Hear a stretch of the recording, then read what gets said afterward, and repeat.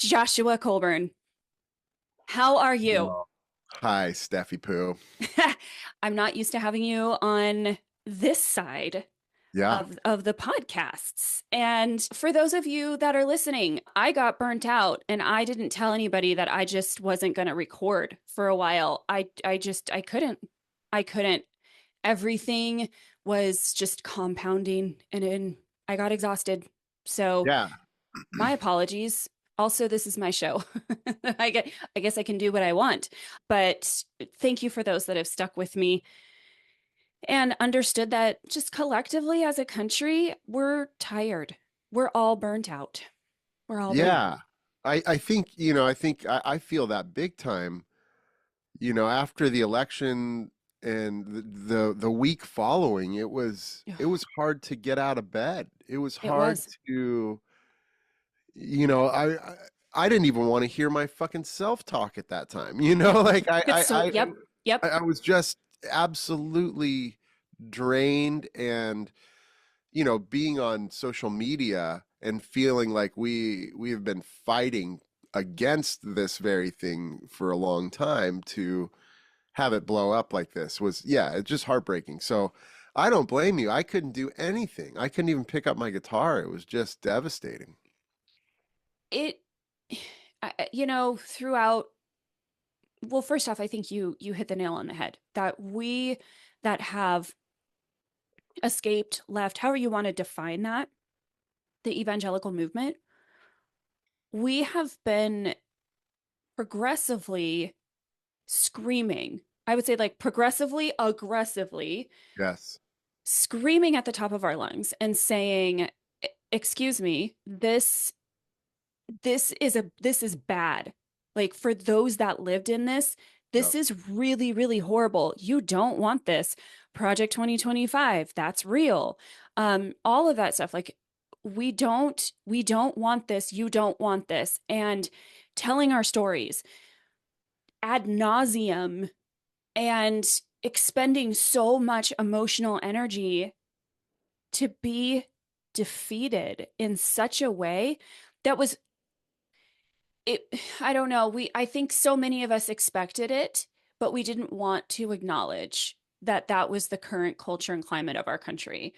um Someone said it the best, and I quoted them, and it's my good friend Lindsay, and she said, "I did not escape a cult to turn around and discover that my country has adopted that as their Well, yeah.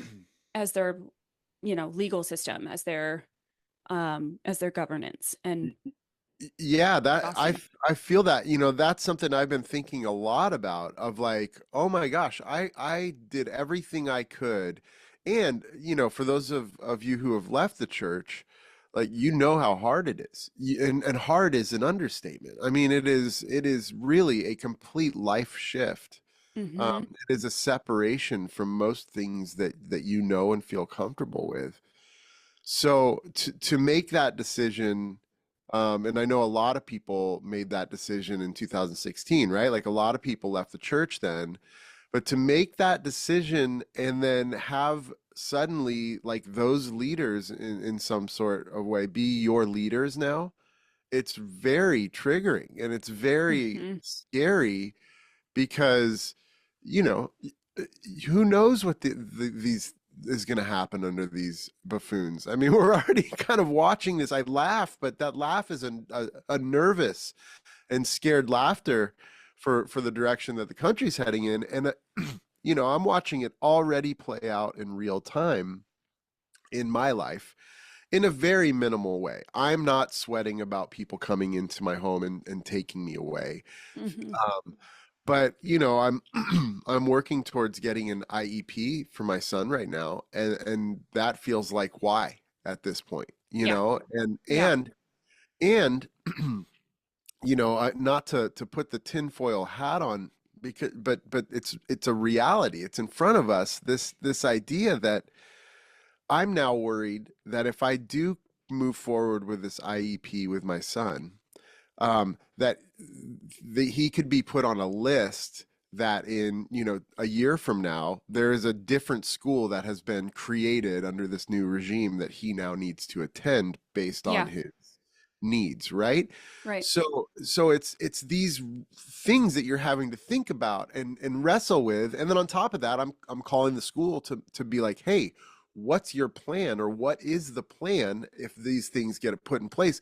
And they're laughing at me on the phone going, sounds like you've been, reading too much fake news kind of stuff, and Yeah. I'm going, no. I'm actually at the source. Like, I know where this shit is coming from. I've been here for a while, and it's coming down heavy. Like, y'all better watch out. So it's hard when you find yourself being more aware than the people around you who should be aware. Yeah, exactly. I mean, you and I are fortunate that you live in California, I live in Washington, and um, the newly elected the newly elected governor of our state has been planning for this since 2016. Yeah. Um, and he's been very successful at suing and winning with the last time Trump was president. So I have some hope, but at the same time, it's unnerving. It's unnerving because we just don't know. I mean, Speaker Johnson, I just read a headline from yesterday or the day before that he wants to defund PBS. Like, you want to get rid of Sesame Street. What the fuck did Elmo do to you? Wait, oh, I mean, Elmo's a bad example to use because I think Elmo's haunted us all a little bit, but Big Bird? I mean, the Count? Cookie Monster?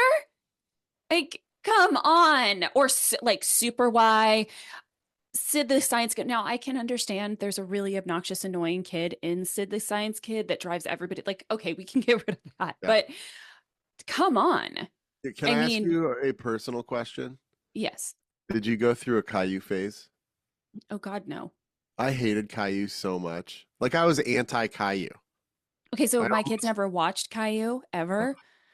Yeah. I mean, my oldest watched a little bit of the Wiggles um forever ago, and he still remembers some of the songs. So anytime we're like, let's have fruit salad, he'll go, yummy, yummy.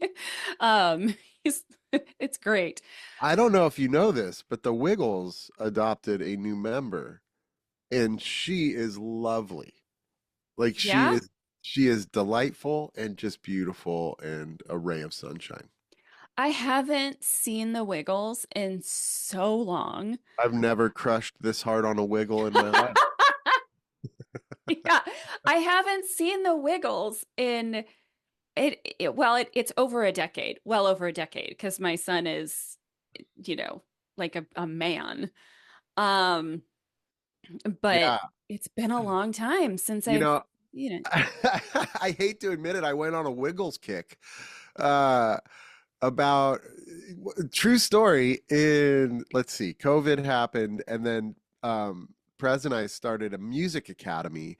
But before the music academy, it's actually an interesting story. It was the music academy was started from this thing called Recess for Parents. And when COVID hit, we were watching our kids just be like mindless on the computer, just, and teachers didn't know how to be interactive with video chat and all that. And so we were just watching this shit show happen. And so we started this thing called Recess for Parents, which was like an hour-long enrichment class. It was free that kids could join up on, and we would talk and educate them about music. And we would go through, like, we did a whole week on Dolly Parton and how she's one of the most prolific songwriters, she's a and queen. yeah, she's a total queen. But we started the whole music academy started off. I don't even remember why I went down this road. Dang it! I'm my The brain. Wiggles. Oh, the Wiggle. Yes. Oh, that's it. So the Wiggles. So I had to do a deep dive on the Wiggles because we were introducing like kid songs, and none of us knew kid songs, and so we went to the Wiggles. But that's where I learned that there was a new Wiggle, and like I said, she is a snack. Well, you and I had this really great conversation yesterday, and it's not. just you and I that feel this way. We were talking about what it's like to be a creator right now Yeah. on TikTok. And I say TikTok, but it's also other other social media platforms. And it's exhausting. It's Yeah. exhausting. And I'm seeing so your content and my content and so many others that have been on for so long, like we've evolved, right? And we're turning into teachers. We're turning into um we're trying to, I don't know, it's strange. Like we're in a strange way, we're almost recapturing and simultaneously rebranding our leadership skills from where we had them Yeah. years ago when we were in the church. And I mean, I'm certainly drawing from some things that I had from back then that we didn't want to be that. When we initially got on social media, we were kind of blowing off steam, right? Yeah. And now we're Absolutely. seeing, okay, we've got to rise up. We've got to be able to direct this. We've got to figure out what we're doing. But it's like the more intellectual we try to be, the less interesting we are. I don't know. Like Yeah. it's Yeah, it's it's so really challenging to create fascinating. content. It is. It is, I struggle with that too. I was thinking about it. A lot of my content has never been about let me give people what I think they need. It Hmm. really is born out of, hey, here's something I struggled with. Maybe other people have struggled with this too. And so, for me that worked for a really long time, but I'm starting to recognize through a couple of like kind of shit posts that there are people who are interested in like guidance and help. And for me, I spent so much of my life being a pastor and professionally giving out this advice that being in the deconstruction world, I've always like said, I'm going to completely distance myself from that. I'm not going to give out advice. I'm not going to tell people like, here's things that I did that helped me.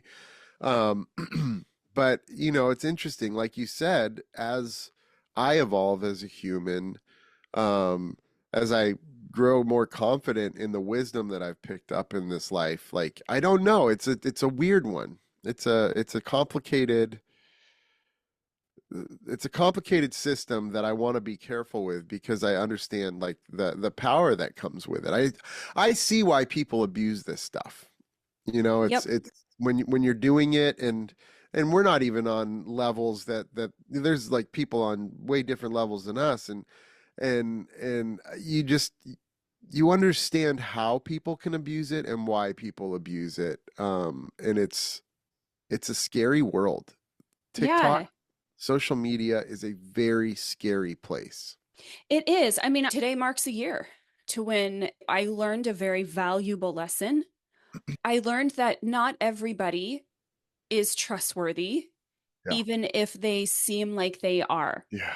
And it is so easy for people to jump on the bandwagon without fully vetting the circumstances around them because the person that is delivering that seems trustworthy, or the person that is delivering it has the flashiest video and it Right. catches your attention. And so many of us have become conditioned, whether it's coming from the evangelical movement or some other high control group or religion, we're so conditioned to jump on this bandwagon if enough people are there because we're convinced if enough people are following it, it must be real, it must be good. And it's just not the case. Yeah. Let me put that into perspective. So,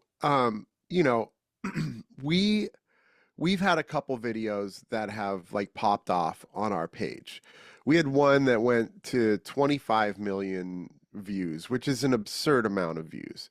And it was off content for us pretty much. Like it was out of niche, and we gained so many followers, like 20,000 followers or something from Mm-hmm. that post. And then so and we've for some reason, the posts that we do that are off niche tend to blow up. And so we have like 6 or 7 of these posts, and I'm realizing that, sorry, I lost my train of thought. Give me 1 second because I'm putting in perspective. Oh, so in one instant, and I'll even go back to, when I first posted on TikTok, we had 0 followers, and then the next morning I woke up and we had 2,000, and I didn't even like expect that. It was wild. So, but what you can see as someone coming in, the video that I posted that went viral was like me talking about a Nutter Butter TikTok account, right? And I gained 15,000 followers from talking about Nutter Butter and just pointing people to go see the Nutter Butter account. That one hit 25 million. Sorry, no, that one hit. That's at 8 million now and still growing. Like, it is crazy. I don't understand it. But who is Aiden? Who is Aiden? But my point in all this is that, you know, if you were to come to my account before the Nutter Butter video, you would see that I had quite a few less followers. And now my account looks bolstered, right? Like, it looks bigger because but I talked about Nutter Butter. And now Mm-hmm. suddenly I'm talking about something serious to my niche. Now people are going to take me more serious based off of those numbers that I have that I just got from pulling in a bunch of people from Nutter Butter. And I can get on there and say any crazy thing that I want. And now I have a bigger audience. And so you really just cannot trust even that right there. Because psychologically, when we go into someone's account, we're going, oh, they have a lot of numbers. That must mean they're trustworthy. I got to trust them, Mm-hmm. like you're Mm-hmm. saying. And I think it's creating just as gross of a system as the evangelical church does. The problem is the evangelical church has just been around a lot longer. This community will eventually be destructive like that as well. Yeah, I have talked about this privately with people, but TikTok is turning into, because in its early stages, it was really, really fun, Yeah. right? We'd get on, we'd have social interactions, like we felt like we were building a community.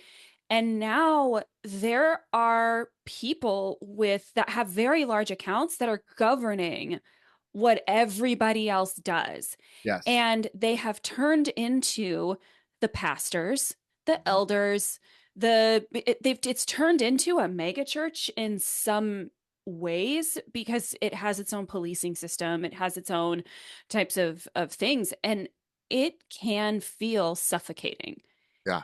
because I mean I remember last year it was like you can't buy Starbucks, but if you're not going to buy Starbucks, it can't be for these reasons. You have to boycott Starbucks for these reasons. Yeah. And you have to do it this way. Oh, and here's a list of companies that you have to not just boycott, but call out.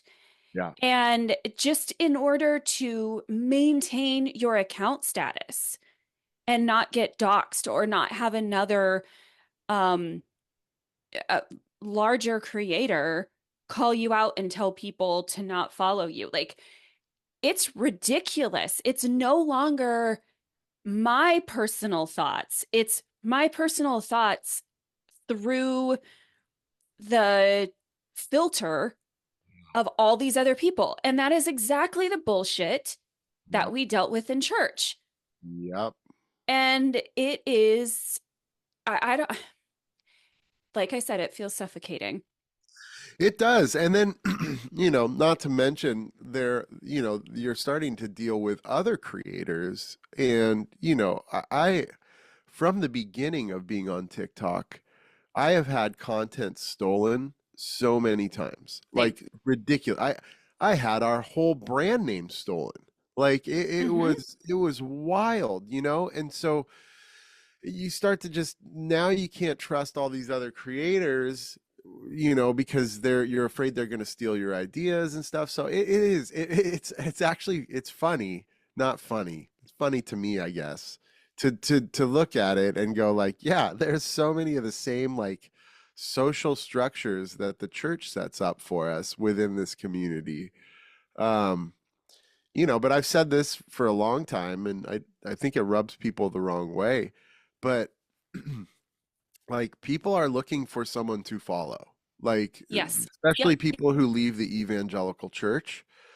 Um, there are a lot of people are still looking for someone to follow. I know for me, I was still looking for someone to follow when I got out of the church. In fact, I remember messaging some of these big creators thinking that they were going to message me back because I was just like them. And I had, this feeling of connection, this feeling of being seen, Hmm. only to be disappointed when no one reached back out to me. You know what I mean? Like, Yeah. and Well, I get it. it felt I remember getting on TikTok because I was an observer before I was a creator, and I remember getting on TikTok and these people just felt so relatable. Like, oh, of course they're going to respond to me. Yeah. And it's not that I had arrogance that I felt myself so much more important or that I felt entitled for a response, but they make themselves so relatable. Yes. And I was so disillusioned. I mean, there are people that I messaged that we're looking, 3 year, 2.5 years in, and I, I'm never going to hear from them. Like, I will Right. never hear from some of these people because they have millions of followers. It's not happening. No. Um, because the amount of DMs that I get, or just comments, right?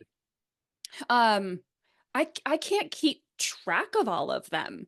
Yeah, I it's a just lot. I just can't. Um, so it's not, I mean, some of these people genuinely just do not care about those that follow. They just don't. They're in it to make money, they're in it to get the brand deals, they're in it to be famous. Some of these people though, they genuinely do care about the people that follow their account, but they just can't keep up with it. Right. It's I mean, I know that I'm at the place right now. And I tell Sean all the time, I'm like, I need an assistant, but I can't afford an assistant. Yep. And because of that, it inhibits my ability to do the things that I want to do. Like, I can't podcast and do this and do this and do this. It's just too much time. And I don't have the amount of time to do that and be the type of mom that I want to be and be the type of partner that I want to be and be the type of friend that I want to be. Yeah. So the balancing act is just exhausting sometimes. Really. But I wanted to go into parenting, but I think that a interesting segue would be to talk about some of the things that we do see on social media and how they are inconsequential to what is going on in our world and how TikTok has been able to build this, like, I don't know if it's necessarily like a subculture, but hmm, now that I'm thinking about it, it's kind of like the idea that when you're at church, how a church will split in two because they don't like the color of the new carpet. Right. And they will legit just like split in two. And that's kind of how I feel TikTok has been, because the church will ignore the fact that they are inside of a community that is disenfranchised and impoverished, and they'll just get pissed off because somebody decided that green carpet was the way to go and somebody else wanted vinyl floor. It's just that they'll do that. And so what I see inside of TikTok right now is people going absolutely bananas over the 17 diapers person. And 17 diapers for anybody that is it 21 diapers, 17 diapers, 50 million, I don't know. It's a Girls lot got of diapers. diapers. Yeah, girls got diapers. So That'll fill a diaper genie. yeah, yeah, exactly. Which is a scam. Anybody that's going to go get diaper genie, just don't do Dude, those it. things smelled Do so it. bad. They smelled and Just they are a waste of wait, money. Steph, just take a moment and try and conjure up that scent. Ugh. It's so God, it bad. was so horrible. The poop Um, sausage little yeah, thingy you pulled yeah, out of that. yep. Yeah. I had three I had three in diapers at one point, Yeah. and I get it. It is exhausting. This woman made a post about and to my knowledge she is LDS, I believe. Um she Canceled. made a post about how she had like 17 diapers around her house. It was something like that. I am paraphrasing it, and seriously, just take several seats if you're going to come at me for paraphrasing it wrong. No, Um, you better get this shit right. This matters. It's 16 so diapers, Steph.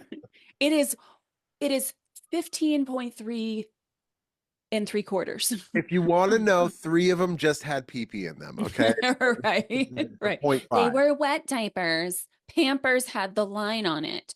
Um, but this woman had 17 diapers, and a lot of women on the internet, it became like a thing. Like women and moms were saying, "Oh, my 17 diapers moment is this." Yeah, I And remember wanting to actually post one, but I'm yeah, not a woman, but feeling left out because I feel like I had a few 17 diapers moments oh, as a parent. sure. Yeah. Sure. Like I had the flu and I fell asleep in a pile of clean laundry, and I woke up very much like not in a lucid state. And I woke up and I was like, one of my kids is trying to climb on top of the table and my other one is pulling that child down by the leg, and I'm like, I don't even care. I have like 102 fever and I can't move. I'm tired. Yeah. And I just laid down like I was conked out in a pile of laundry, and my husband came home and he just looked at me and he was like, I got it. Just go. Yeah. Just go to bed. Um, but Can I tell you mine so I real quick? understand. What? Can I tell you mine real quick? Tell me. I had one kid come to me and go, Dad, I don't feel good. And so I'm running a COVID test on him, and he's testing positive for COVID.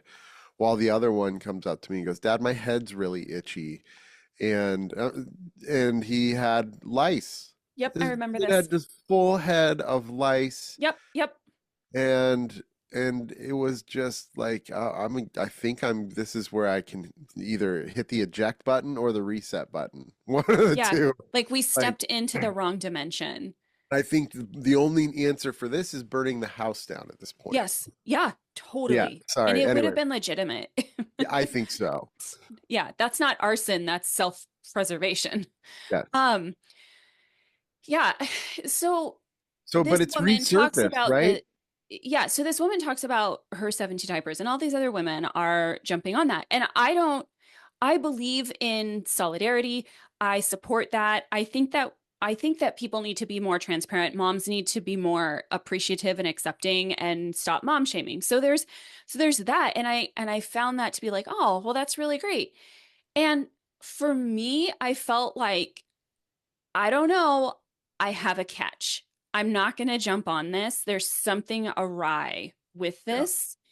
Um, so we go forward, and during the time between her resurfacing and her initially posting, there's that woman that claimed there was a rug rolled up in her yard, and that got a lot of attention. And then media started going, and then police started going there. Oh yeah. That woman gained like millions of followers overnight, right? Incredible. People are genuinely invested. Like huge, huge creators are making posts about it. It is a big deal. Again, I'm thinking something just doesn't seem right. I don't know why something doesn't seem right, but it doesn't. Um, and then she resurfaces again, the 17 diaper scout. By the way, nothing was in the rug. And a lot of people believe that that person was just doing like a PR stunt to gain a lot of followers. If that's true, she won. She Yeah, gained millions brilliant. of followers. Yeah. You did it. Good Um, job. You yeah.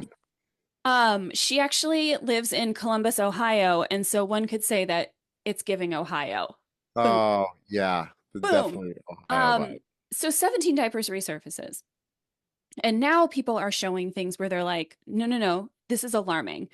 Her child is falling off the counter and she's just laughing at him. He's like 2 or 3.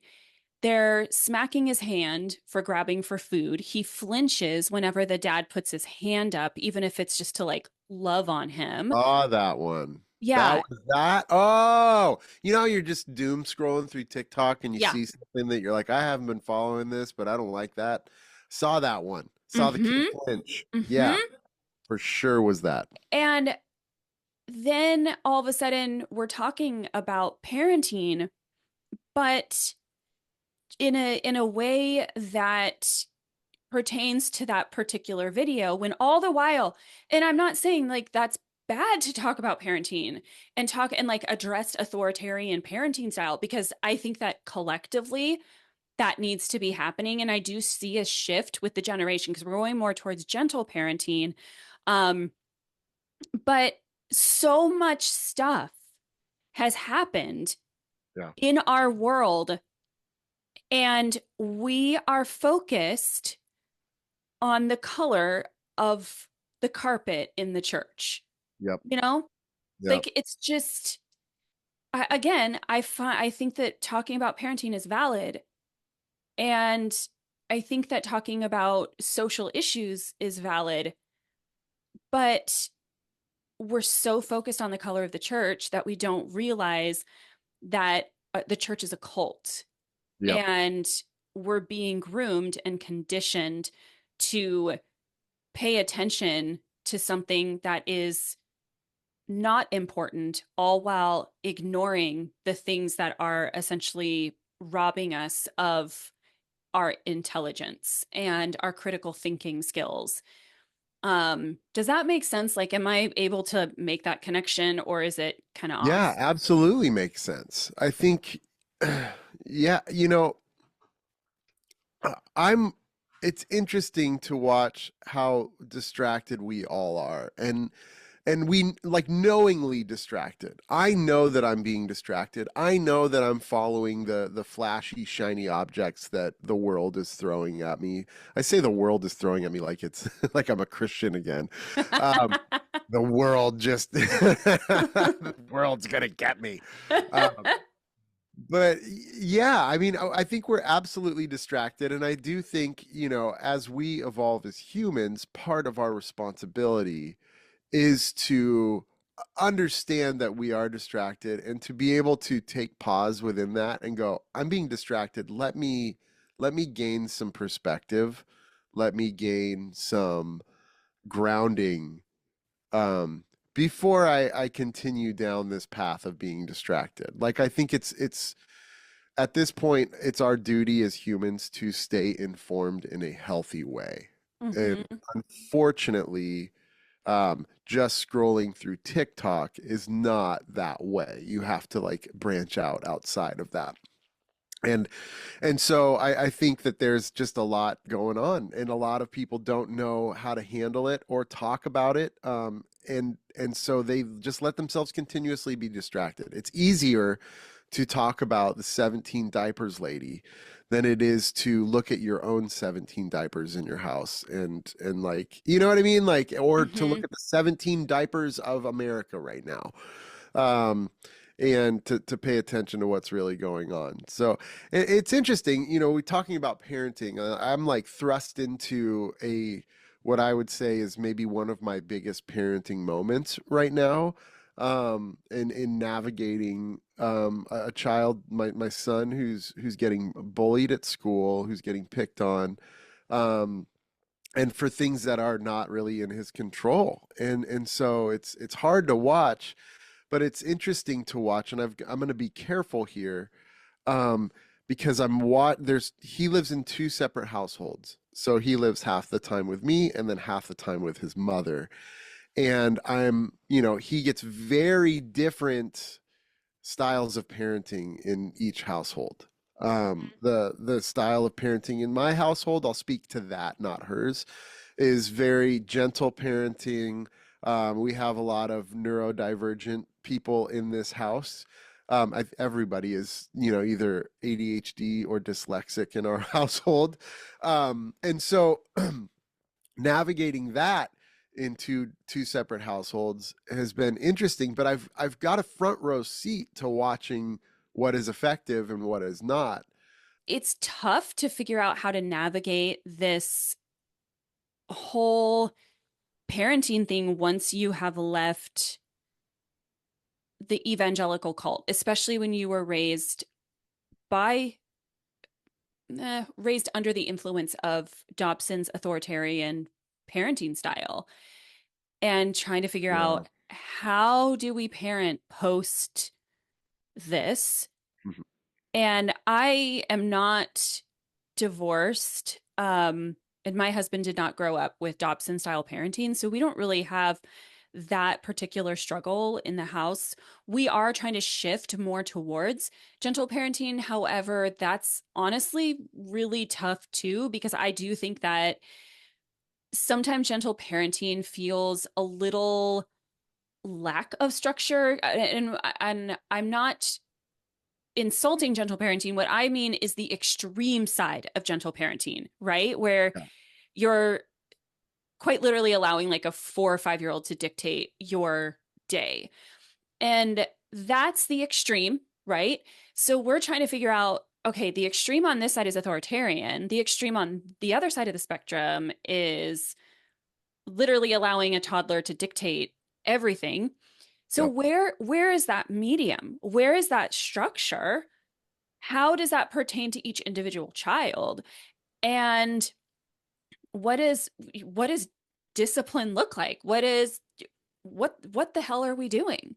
Right. Um, I was just talking to somebody the other day and saying how I don't have a way to navigate how to talk to my daughter about what clothes are appropriate for her age and the setting that she is in, right? Like, I don't think crop tops are wrong, but they're probably not the best choice for the middle of December Right. in your school. And I don't think they're age appropriate. But why do I not think they're age appropriate? And see, my daughter's not looking for the philosophical side of that. Sure. She is just needing me to draw a boundary. And that's it. But I don't know how to draw that boundary and still be um a feminist in the sense of that word. Yeah. Yeah. So that seems, I don't have girls. I have two Yeah. boys, and I think that that is, you know, parenting girls versus boys is very different. I'm sure Yeah. uh, you can say more than me because again, I don't have girls, but from my observation, it's interesting because I would say for me, it's not necessarily the clothes that the boys are wearing, but it's more the content that they're consuming. You know, that's where I'm struggling. Um, Hmm. but I will say, I think I had a major parenting win, I would say, based off of the gentle parenting and the other night because and it goes to like exposure. You know, I've been one of the things I've been more conservative in is in my parenting is what I allow my kids to watch and what I Hmm. allow them to consume. That is the most conservative part of me, I would say. um and now that they're getting older, they're teenagers, I'm like letting them go into things a little bit more like content wise and movies and stuff that they weren't able to process and have. My thing is I want to be able to make sure they can have a conversation out of anything that they watch with me, right? So when they're 8, 9, they can't fully have a conversation with me about Lord of the Rings that I feel they'll understand. Right. um but so now, the other night, long story short, the other night, we put on this show, and I was like, oh, there's some stuff in here. My youngest gets a little more scared with TV shows and stuff and scarier content. And so we started watching it, and there was like a really gory scene in this show that we were watching, and I had forgotten about it. And Henry had like an actual reaction. He goes, hey, can we stop this? Can we stop the show? And he goes, Dad, I actually like feel sick inside from seeing that. I've never seen anything like that. And so it led to this conversation. Now I felt awful that I had put him in a situation. As the parent, I should have had the foresight to not put him in that. And I felt uneasy already. But based off of his responses, he showed me a bunch of things. He showed me that he was able to speak up when he felt uncomfortable. Hmm. He had a moment where he felt the the weight of it and was able to make a decision for himself. And it was in that moment I go, oh, it's paying off. Like Yeah. the gentle parenting, the this it's paying off. I'm watching it work in real time because my kids are talking to me. I know what's going on in their lives. I know the stuff that they don't even want to tell me is going on in their lives because we've created a system here of trust that they know that ultimately they have a safe place to land wherever they are. And that's been proven over and over again by I'll say it, gentle parenting. I know that comes with a lot of like negative connotations too, which it Yeah. shouldn't, but Yeah. And that's so, just it is, I'm watching it work. Yeah. yeah, offering our kids that space and the flexibility and freedom to be themselves, um, and understanding they have every right to have privacy. It's their right. It is their Yeah. human right to have privacy. And honoring that individualism and autonomy, it's so challenging to figure out. Before we had the ability, like elders would tell us we're wrong, pastors would tell us we're wrong, books would tell us we're wrong. Uh, And now we just have to figure it out with our intuition. right. And yet at the same time, understand that that's what everybody else is doing too. Yeah. It's tough to figure out. I think what happens is when you're in the evangelical church and you're parenting inside the evangelical church, in a lot of ways, you have bumpers. If you've ever been bowling and you have the bumper bowlers that pop Mm-hmm. up, that's essentially for parenting what the church is you have these bumpers that pop up and you're guaranteed to get some pins down. It's not going to go in the gutter. But that's just an illusion, right? And then because a lot of people start to get disenfranchised by the church when they see that, oh, those bumpers, those aren't actually there. That's just like a hologram. Like this Mm-hmm. actually isn't safe. And so, for those of us who are outside of that world, and have already experienced that the bumpers aren't really there. But now they're not there, right? Like now, when we're outside of the church, we don't even have the mirage that these bumpers are there. We see the gutter, and so it's scarier, right? Like it's a lot Mm-hmm. scarier, but we learn how to throw the ball better. We learn how to get that ball down the lane without it going in the gutter, or at least the hope is. But it is definitely scarier approaching parenting without those bumpers there, because the consequence. But for me as a parent, that motivates me, Mm-hmm. because I know I cannot afford to throw the ball in the gutter. I have to get it down the center of the lane because my kids depend on that. I sort of feel like parenting inside of the evangelical church is a guaranteed the ball is in the gutter 100% of the time. Yeah. Because like if we flip it, I feel like being outside of it, you have more bumpers. Like because you're not going to be raising your kids inside of a system that tells them that they're trash, that tells them Yeah. that God created them filthy and they somehow have to find their way back to God where he's going to cleanse them of all of their filth, only to then still not totally accept them because they have to perform for him. So now we've taken our kids outside of that and said, actually, no, like you're perfect the way that you are. Um, we're gonna run into some mishaps, but like, let's go this way. Let's Yeah. figure this out together. So I kind of feel like I see your perspective, and I think that the perspective could also equally be flipped because Yeah. I felt like I lived inside of that gutter when I was in the inside of the church, even just trying to parent. I remember thinking, how am I supposed to parent righteously? What does that look Yeah. like? And I just felt lost 90% of the time. And I relied on pastors so much. Like I would call pastors all the time, be like, what do I do? I don't know what I'm doing. I don't Oh know how, yeah. like, where is Oh yeah. Jesus in this? What does Jesus want? Can you tell me, like, is the Lord saying anything prophetically to you about my kids or about my life? Because like I just feel like I can't hear the voice of God. Um, just the isolation. The isolation, it's like God is supposed to be a parent, but he's like absentee Yeah. 100% of the time Totally. inside of the evangelical That movement. messed me up.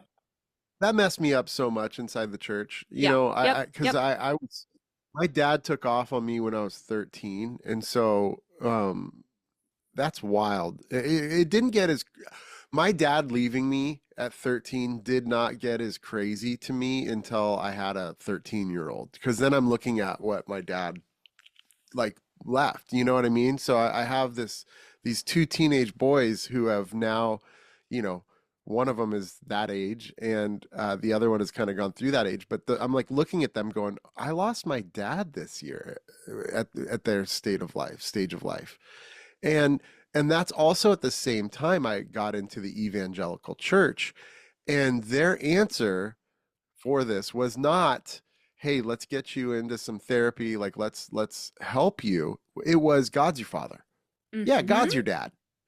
And I'm like, what the fuck does that mean? And yet Like, you're supposed because to be like God, passionately in love.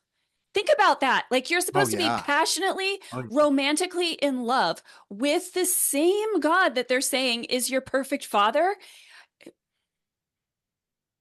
yeah. Did I And then just I'm break your brain? talking to this God, and no, but he's just as, I'm talking to this God, and he's just as absent as my real fucking dad. You know what I mean? If not more, at least I could go out on the side of the road and see my real dad drive by and ignore me. This guy like didn't even show up. I don't know why I'm laughing. It It's a was just, trauma response. But no, it's it is. true. I mean, It's true. I was thinking about this the other day that I don't so thinking about like the just where my life is in relationship to like where it was before and how I would say, "Oh yeah, I have a relationship with Jesus." I miss the memories that I thought I was making with this God, with Jesus. Like Jesus became an imaginary friend, and I miss that imaginary friend.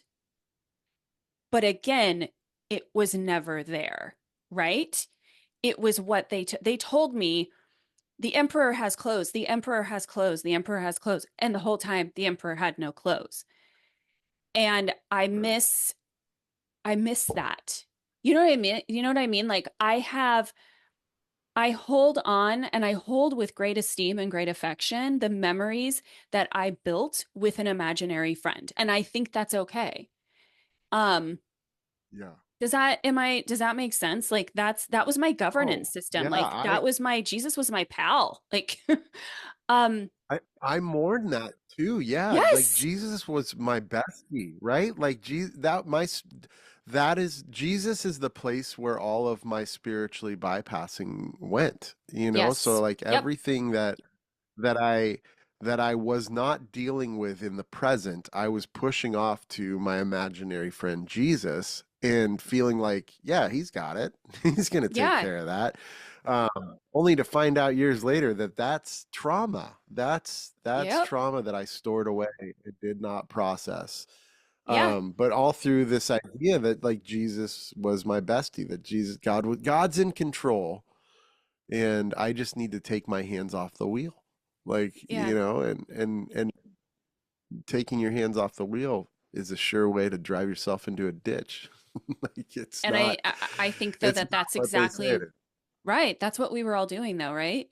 We were all driving Yep. into a ditch together. But because we were doing it together, and this kind of goes full circle with what we were talking about in the beginning, because we are all collectively doing this, it seems like the right thing to do. And Yes. here we are. We're the ones that left. We're the ones that decided to steer the other direction. And just for people that are listening, neither Joshua and I disagree that like the messaging of Jesus and you can correct me in this because I don't want to speak for you, but the messaging of Jesus isn't wrong. It's just that neither, like I can say for personal, from my personal experience, I don't have a relationship with in the sense that I did with that idea of like the evangelical Jesus. I have a relationship with people that I hope reflects the ministry of Jesus. And through that, I suppose I keep that spirit, not the Holy Spirit, but like that spirit of love alive. But I don't talk to Jesus in that way. Like in the way that I believe that the evangelical way, I guess is what I'm saying. Yeah, no, I would agree with you. I think for me, my relationship with Jesus is so complicated. It really is because, I love the teachings of Jesus, and I Same. love what Jesus represented. I love the rebellious acts of Jesus. I love that Jesus picked grain on the Sabbath. I love these things. Like, I but I cannot get past this idea that this is just God incarnate, right? So like Yeah. that, so Jesus coming and saying all these cool things, these life-changing things is still weighted with, that's also the guy who flooded the world and killed Yes. women and children. Yep. Yep. Like and takes delight when children are dashed on rocks. And so, but again, I think the whole thing points to, in my mind, where I reconcile it, it points to that Jesus, whether real or not, had some, like there's some really important things in those words, really important things for Yeah. humanity in those Yep. words. Unfortunately, if you go back and look through the text, you can see how manipulated this all was, and how, and even understanding a little bit of what was going on at the time, how these stories, these books were all being used to control a narrative at a point in time in history, not for today. And now we're trying, we hear people talk that are way smarter than me on this all the time about, like, you know when you start to understand, the more you start to understand about the Bible, the less of what it actually is revealed to you. Does that make sense? Like, Yeah, 100%. Yeah. Yeah. And I know we have to wrap this up. Um, what I hear you saying is, and this is how I view the ministry of Jesus, if you call it a ministry, could just be a life, could just be what people wrote about him, right? I I see it as somebody that figured it out, that was a culture changer, that was similar to who you and I are and a lot of other people. We're breaking this toxic cycle. We're reforming what religion looks like, what does relationship mean, what does God represent. And he came and he was breaking that trauma cycle. He was saying, hey, everybody, I know that you see God like that, but that's actually not what God's design is for humanity. And you are taking away people's free will. You are taking away people's ability to love one another, and you're replacing it with rules and judgment and rituals, which is Yeah. not at all what this was about. It was just supposed to be about loving Yeah. and making sure that people have the right to human decency, the right to humanity and human rights and all that kind of stuff. Yep. Um, this is just such like a heavy place in the conversation to leave it, but um, I want to ask you. We have to end it abruptly, but first off, is it our 2 year? Is It's it like our our two two. year? Is it our 2 year anniversary? 3 year? 3 year? Should we tell the story? Should we tell our meet cute? Yeah, we've got 5 minutes. I'll have you back on. But yeah, so I saw you, you and Presley, your wife, did a really funny video. Oh, but we're gonna go back to the no, Yeah, it's even you did a before that. really funny video, and everybody was reposting it. You did like a satire. Was it the one about, I think it was the one about donkeys. And it was a satire worship video. You were a worship director at a mega church, and I was a worship leader at a mega church. So I was like, this is hilarious. And I commented, liked, and I reposted. And I was like, I messaged you and I was like, oh my gosh, this is hilarious. And I realized that you had messaged me months prior to that. You emailed me because I was looking for Yep. stories on something. And then you and I started DMing, and we both felt wildly uncomfortable because I'm female, Can we go you're back male. to that real quick though? Totally. Yeah. Yeah, that. Hold on. But real quick, so when I had sent you that email, I was not making TikToks. I had not made any content.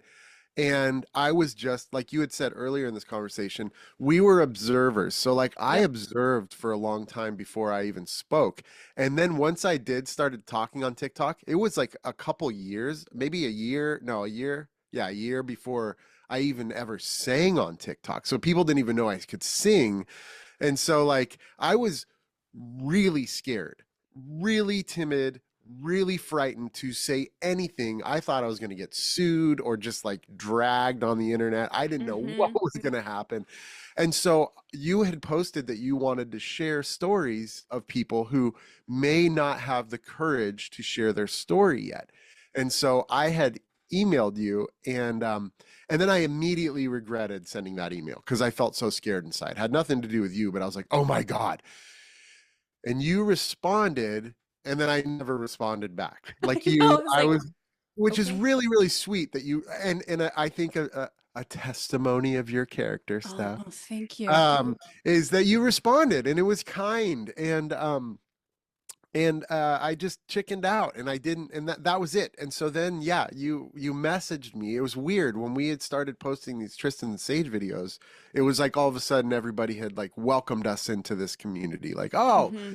welcome, and you were one of the first people that like I connected with, and I had already been like watching your content and really gaining a lot out of your content, and something that you had said, which is like, I am healing loudly.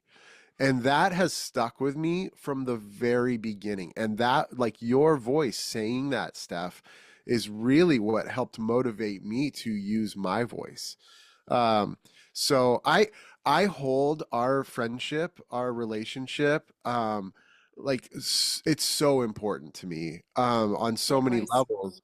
And it's been interesting because, I've had new people come into my life, but there's just something about this season of my life and the people that I met in this season of my life that are forever friends, like forever.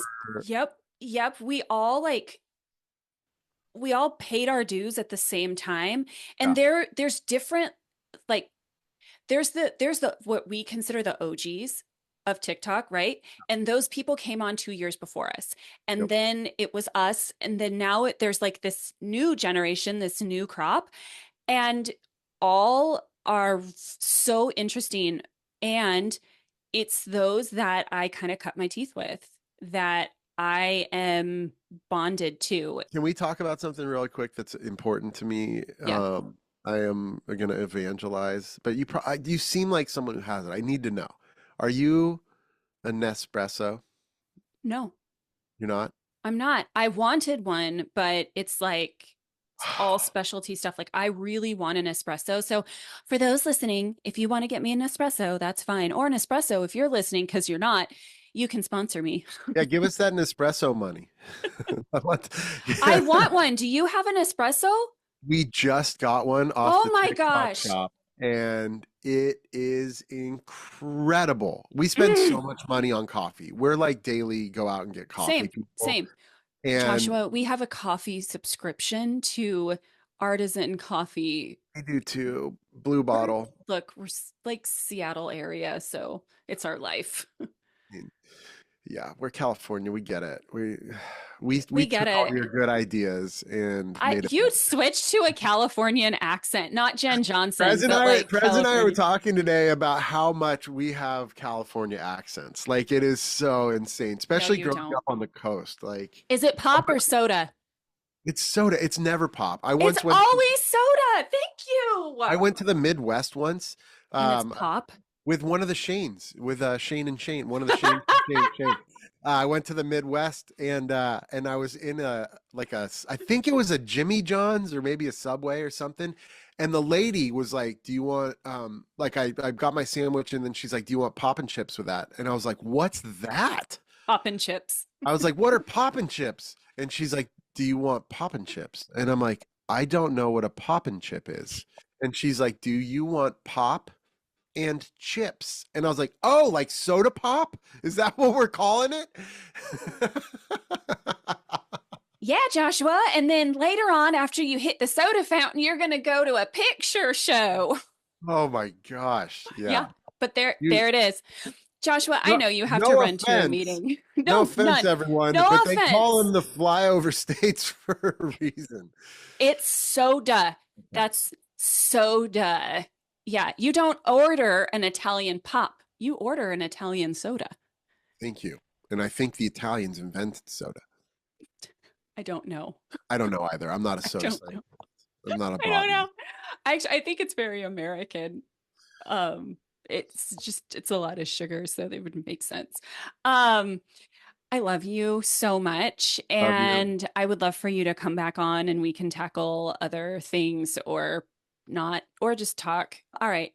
Love you. Love Um, you. have the best day, and I will talk to you soon. Bye.